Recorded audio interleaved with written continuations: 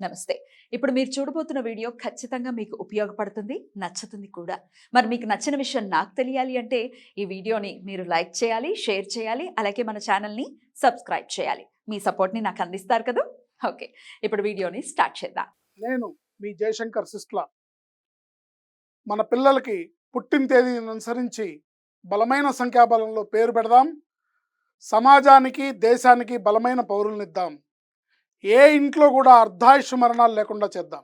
నమస్తే. Welcome to our channel. నేను పద్మిని. ప్రస్తుతంతో పాటు ప్రముఖ ఆధ్యాత్మికవేత్త, ఆస్ట్రోన్యూమరాలజిస్ట్, వేదిక్ వాస్తు స్పెషలిస్ట్, శ్రీ విద్య మరియు హనుమత్ ఉపాసకులు, బ్రహ్మశ్రీ డాక్టర్ శివయోగి సిస్లా జయశంకర్ గారు మనతో పాటు ఉన్నారు. మాట్లాడదాం. నమస్కారం అండి. ఆయుష్మతి భవ. ఎలా ఉన్నారు సార్? బాగున్నానమ్మా. సార్, అకారణంగా కొంతమంది మనతో శత్రుత్వాన్ని పెట్టుకుంటూ ఉంటారు. ఎందుకు అంటే తెలియదు. ఆ మనిషి నచ్చలేదని నచ్చకపోవచ్చు. అందరికీ నచ్చారు కదా. రాముడే అందరికీ నచ్చట్లేదు. మనం ఎంత కదా. అకారణంగా లేకపోతే అసూయ చేత వాడు ఎదుగుతున్నాడనో, లేకపోతే వాడు నాలెడ్జ్లో చాలా ముందున్నాడనో, చాలా అన్ని విషయాలు చెప్తున్నాడనో, ఇంకా ఏదైనా కారణం అందంగా కనిపించినా కూడా శత్రుత్వాన్ని పెంచుకునే వాళ్ళని చూసున్నాం. ఇది నిజంగా దౌర్భాగ్యం. అంటే వాళ్ళెంత దారిద్ర్యంతో బాధపడుతున్నారు అని అనిపిస్తుంది. అందంగా ఉంటే శత్రుత్వం పెంచుకోవడం ఏమిటి? చాలా కామెడీగా ఉంది కదా. భగవంతుడిచ్చిన అన్ని భగవంతుడిచ్చిన వరమే ఏదైనా కూడా. అయితే ఈ అకారణంగా శత్రుత్వాన్ని పెంచుకొని అనవసరంగా వాళ్ళ చేత సఫర్ అవ్వటం, వాళ్ళ వల్ల సఫర్ అవ్వటం అనేది జరుగుతూ ఉంటుంది. అసలు ఇది దేని వల్ల జరుగుతూ ఉంటుంది? దీనికి ఏంటి సార్ రెమెడీ? దీనికి ఒకటి ఇంటి వాస్తు ప్రభావం ఉండొచ్చు, లేదా వీళ్ళ జాతకంలో ఉన్న గ్రహస్థితి ప్రభావం అవ్వచ్చు, లేదా కొన్ని కుటుంబాల్లో మనుషులు ఇవాళ రేపు అట్లాగే ఉన్నారు. అలా ముఖ్యంగా బంధువుల్లోనే ఎక్కువగా తయారవుతున్నారు. కరెక్ట్. ఇతరుల కన్నా కూడా మనతో సంబంధం లేని వాళ్ళే మన మీద ప్రేమపూర్వకంగా స్నేహభావంతో ఉంటారు. Any time. కరెక్ట్. ఏంటి కానీ బంధువుల్లోనే ఎప్పుడో ఏదో జరిగిన ఒక చిన్న సంఘటనని పట్టుకొని దాన్నే పట్టుకొని అదే జీవితం వేళ్లాడుతూ మంగమ్మ శపథంలాగా చేసి జీవితాంతం దాన్నే పట్టుకొని సాధిస్తూ ఉండేవాళ్ళు చాలా మంది ఉంటారు. కరెక్ట్. సో జనరల్గా ఈ శత్రుత్వ భావన అనేది వాళ్ళ మనసుల్లో, అంటే ఇక వాళ్ళు ఏం చేయగలం, మనం ఏం చేస్తాం? ఇప్పుడు వాళ్ళు ఏదో చెడు తలంపులతో ఉన్నారని మనం చెడు చేయలేం కదా. చేయలేము. సరే, మనం భగవంతుడిని ప్రార్థించడమే. వాళ్ళలో ఉన్న శత్రుత్వ భావన తగ్గాలి అని భగవంతుని ప్రార్థించడం ఒకటి. మనం ఓపిక వహించాలి అంటారా? ఓపిక వహించాలి. చిన్న చిన్న రెమెడీస్ మన శాస్త్రంలో ఉన్నాయి కాబట్టి అవి చేసుకోవడం ద్వారా శత్రువు నాశనం అంటే వాళ్ళల్లో ఉన్న శత్రుత్వ భావనని నాశనం చేయడం. శత్రువునే నాశనం చేయడం. వాళ్ళు శత్రువులు నాశనం వాళ్ళని మనం కోరుకోం, అది భగవంతుడు చూసుకుంటాడు. మనకొద్దు, మన అకౌంట్లో దాన్ని వేసుకోవద్దు. అవును, అనవసరంగా. వాళ్ళల్లో ఉన్న శత్రుత్వ భావనను తగ్గించమని భగవంతుడిని వేడుకుంటూ ఒక చక్కటి పరిహారం మనం చేయొచ్చు. రెమెడీ ఏంటి సార్? ఇది వాళ్ళ ఇంట్లో వాస్తు ప్రాబ్లం వల్ల వచ్చిందనుకోండి, అది వాస్తు ప్రాబ్లం రెక్టిఫై చేస్తేనే పోతుంది. ఓకే. ఏ వాస్తు ప్రాబ్లం వల్ల ఇట్లా కారణంగా శత్రువులు పెరుగుతారు? జనరల్గా ఇంట్లో సహజ వాస్తు బాగుండకపోయినా లోపాలు ఉంటే ఇబ్బందులు వస్తాయి. వాయువ్యం లోపాలు ఉంటే ఇబ్బందులు వస్తాయి. నైరుతుల లోపాలు ఉంటే ఇబ్బందులు వస్తాయి. అట్లాగే ఎనర్జీ వాస్తులో యూవీ రేస్ అని ఉంటాయి. యూవీ రేస్ అంటే అల్ట్రావైలెట్ రేస్ అంటారు. అల్ట్రావైలెట్ రేస్ ఇంట్లో కనుక ఫామ్ అవుతాయి అంటే అర్థం ఏంటంటే జనఘోష, నరదృష్టి అని అర్థం.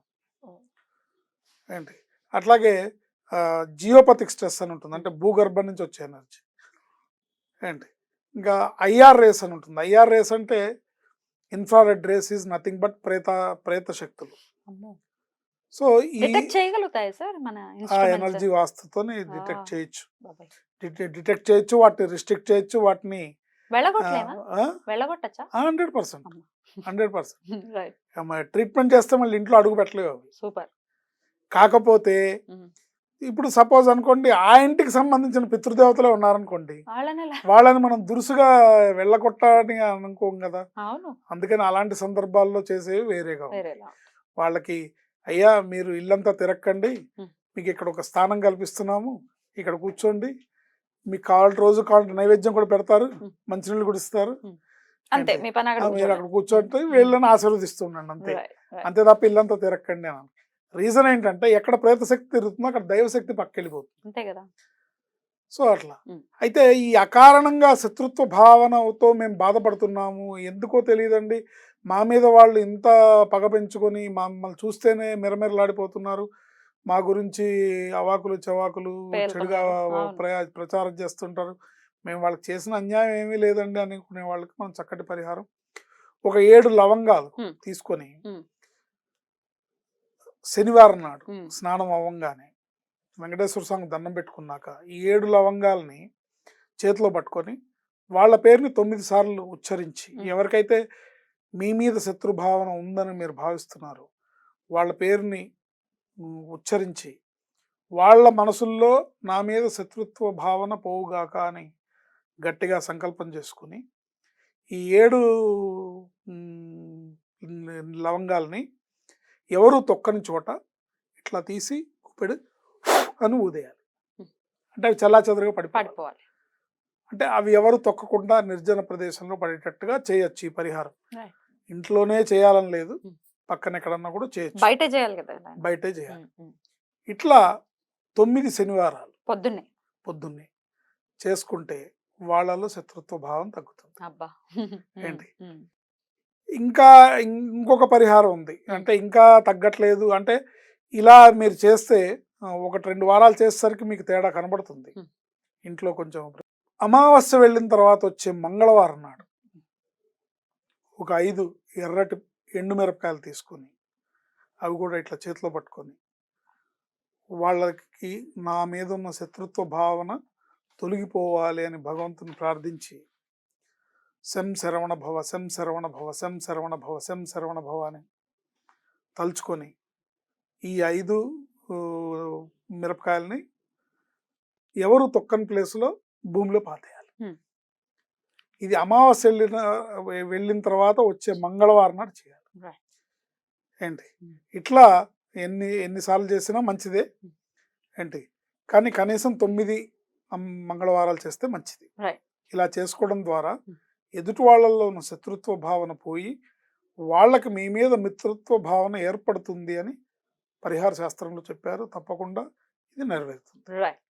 డెఫినెట్లీ అండి. డెఫినెట్గా ఇది చేసుకుని ఈ శత్రు బాధ అనేది నిజంగా చాలా ఇబ్బంది పెడుతుంటుంది. ఆడవాళ్ళైనా మగవాళ్ళైనా పరిహారాలు చేసుకోవచ్చు. రైట్. ఎవరైనా చేసుకోవచ్చు. ఈ లవంగాలు వేసే ఇది కానీ లేకపోతే ఇప్పుడు చెప్పిన ఈ ఎండుమిరపకాయలు పీరియడ్స్ లో ఉన్నప్పుడు చేయకూడదు.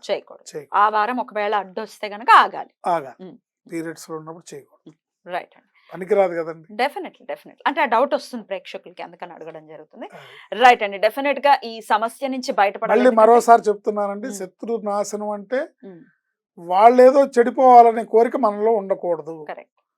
వాళ్ళు మన భావన ఎప్పుడు కూడా ఎట్లా ఉండాలంటే అందరూ బాగుండాలి, అందులో మనం ఉండాలి. మన భావన ఎప్పుడు ఇట్లాగే పెట్టుకోవాలి. కానీ కసి పెరుగుతుంది కొంతమందికి, వాళ్ళు ఏదైనా అయిపోతే బాగుండు అని కసి పెరిగినప్పుడు అప్పుడు వాళ్ళకి నీకు తేడా ఉంది. ఎగ్జాక్ట్లీ. అండ్ నీకు ప్రకృతి హెల్ప్ చేయాలనే ఉంది. చిన్నప్పుడు మా నాన్న మా తమ్ముడిని ఒరే పంది అని తిట్టా అనుకోండి, నేను అరే పందికి అన్న ఏమవుతాడు రా అని అడిగేవాడు కదా. సో నీ కసి పెరిగి నువ్వు వాళ్ళేదో చెడిపోవాలని కోరుకుంటే వాళ్ళకి నీకు తేడా ఉంది. భగవంతుడు ఎక్కడ హర్షిస్తాడు నిన్ను ఎట్లా అనుగ్రహిస్తాడు? నువ్వు ఓపిక వహించినాడే. నువ్వు నీ సైడ్ నువ్వు ధర్మంగా ఉండు, నువ్వు న్యాయంగా ఉండు. మనకు కావాల్సింది వాళ్ళకి నీ మీద ఉన్న శత్రుత్వ భావన తొలగి ప్రేమ ఆప్యాయతలు పెంపొందేలా. మన మీద శత్రుత్వ భావన ఉంది అంటే వాళ్ళు మనకి అయిన వాళ్ళే అయి ఉంటారు, కానీ వాడు ముక్కు మొహం తెలియని వాళ్ళు ఎవరు మన మీద శత్రుత్వ భావన పెంచుకోరు కదా. ఏంటి సో అయిన వాళ్ళే అయి ఉంటారు. అయిన వాళ్ళకి ఆ శత్రుత్వ భావన పోయి మిత్రత్వ భావన రావడానికి ఇలా 9 శనివారాలు లవంగాలతోనూ 9 మంగళవారాలు అమావాస్య వెళ్ళంగానే వచ్చే మంగళవారం నాడు చేయటం ద్వారా తప్పకుండా మీ మీద శత్రుత్వ భావన తొలగి అందరితో మిత్రత్వ భావన పెరిగి సంతోషంగా ఉంటారు. రైట్ అండి. నాది ఇంకొక ప్రశ్న అండి. కొంతమంది మనతో ఫ్రెండ్లీగా ఉన్నట్టే నటిస్తూ ఉంటారు, మన వెనక్కి వెళ్ళగానే చాలా నీచంగా మనం తిరుగుతున్నట్టుగా ఉంది కాబట్టి తప్పట్లేదు. రైట్ అండి. చాలా బ్యూటిఫుల్. అంటే ఇది చాలా అవసరమైనటువంటి విషయం ఏమో అనిపిస్తుంది, అందరూ ఎదుర్కొనేటటువంటి సమస్య ఇది. రైట్ అండి. డెఫినెట్ గా ఇది హెల్ప్ అవుతుంది ప్రేక్షకులకి ఎవరైతే ఈ సమస్యతో ఇబ్బంది పడుతూ ఉన్నారు. రైట్ అండి. Thank you so much sir. నమస్తే. ఆయుష్మతి భవ.